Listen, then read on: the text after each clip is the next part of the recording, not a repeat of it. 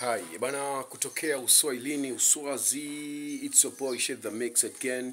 Bana leo nimekuja kukudropishia tena new information ambayo kwa hivi sasa pia imeanza kutrendi kwenye mitandao ya kijamii. Of course ni kuhusiana na mwanadada Queen Darlee kutokea WCB pale Wasafi. Kuna scandal ambazo zinasemekana kwamba Queen Darlee bwana ameshajiondoa WCB. So kwa story nyingi nitakujuza hapo baadaye. Ngoja niendelee kuzifuatilia za chinchini, alafu mwisho wa siku nitakuja nikudondoshee mchongo mzima. Na hii tu ni kwa sababu imeonekana picha ambayo ilipostiwa na uongozi wa WCB ukiwatakia heri ya Idi ndugu zetu bwana Waislamu, lakini kuna picha ambazo ziliambatanishwa pale ikiwa ya Diamond Platinum, Zuchu, Lava pamoja na D-Voice, lakini haikuwepo picha ya mwanadada Queen Darlee. Hili sasa ndio limezua maswali mengi kwenye mitandao ya kijamii,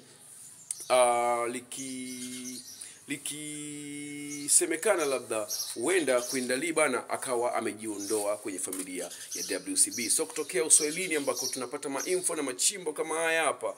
Sasa ngoja tufuatilie taarifa hiyo, alafu baadaye nitakudondoshea mchongo kamili. Naitwa Shed the Mix, mchambuzi wa masuala ya industry. Tukutane hapo baadaye.